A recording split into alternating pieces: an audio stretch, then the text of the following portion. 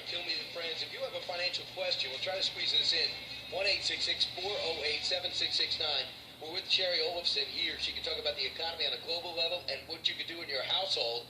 The Financial Press Store, it's the name of her book, Your 5-Step Plan for Adapting and Prospering in the New Economy. So if you're just tuning in, the first two that we went over. Briefly, the 5 steps are adapting your banking and borrowing, fixing your credit and debt, and we know that $150 billion has gone into the hands of collections firms, so knowing your rights if it comes to those guys is real important. Protecting your saving, investment, and retirement, deciding if home ownership's right for you, and last but not least, figuring out ways to spend less money and earn more money. And then we've got some supplemental chapters, Brian, one on how to choose the right professional, including negotiating fees and things like that to help you with all these services, and also on the future of education and how that plays into economy and employment and wages. Right, so as we try to supplement education to give everybody a chance at higher education, these private colleges have a reaction to that.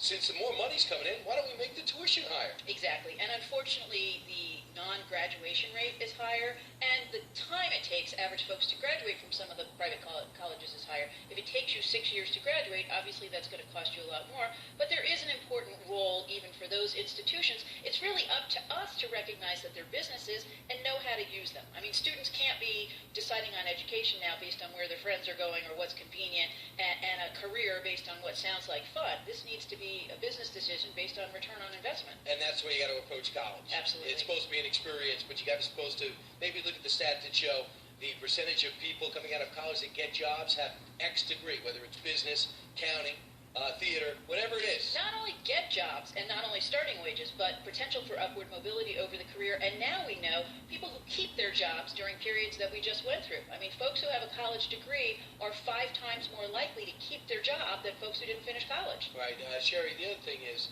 as we look right now at the individual, there's also responsibility and ethic that concerns you.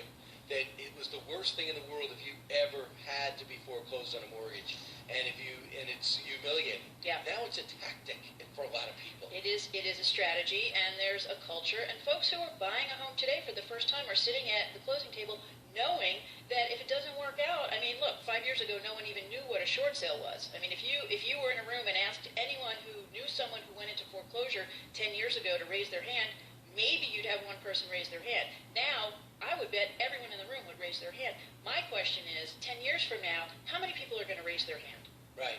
So you're saying that there's a website out there, and you don't want to tell people to go to it, but there's a website that gives you a strategy how to basically walk out on your home. You can become a member of a club, and they have the silver, gold, and platinum levels, and they will coach you on how to walk away from your mortgage.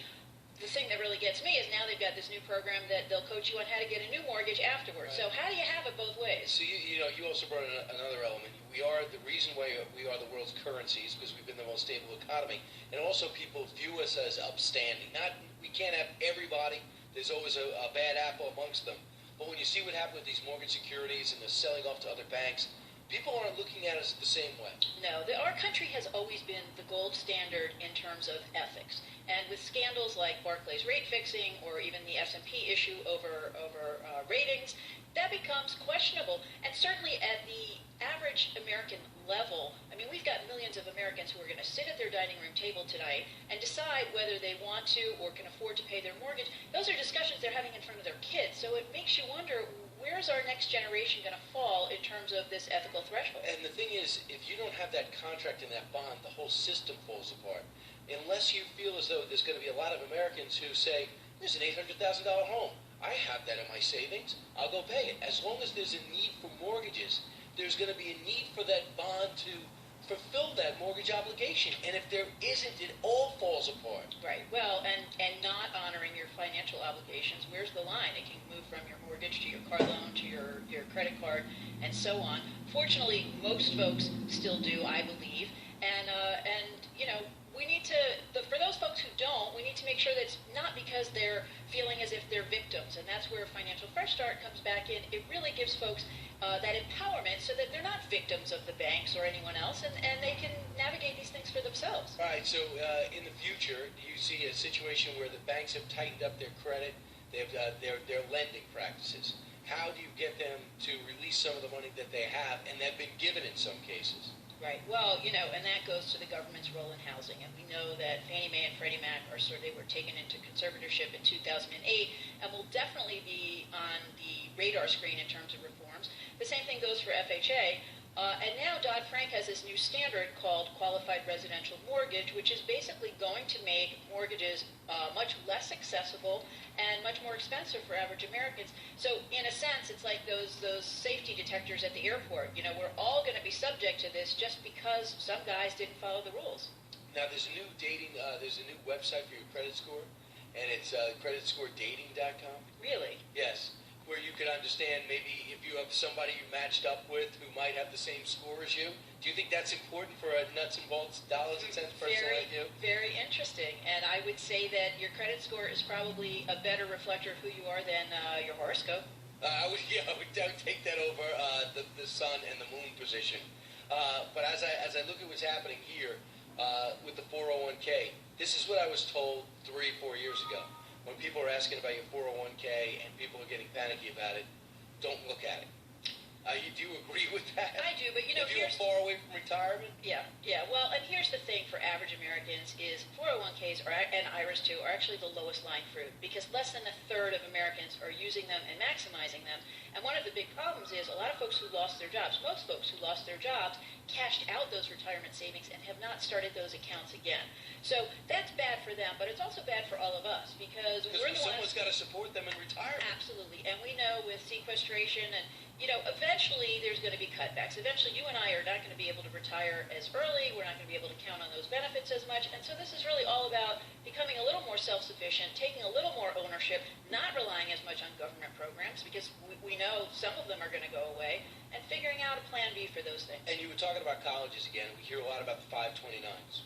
Your thoughts about them setting up a college savings account, the 529s pay off? Are there certain levels of them that you think we should look for? I think it really depends on your own self-discipline. I mean, for folks who are able to really invest otherwise, look, traditionally the home equity has been used for colleges and events like that. That's what 75% of Americans used because they weren't able to discipline themselves.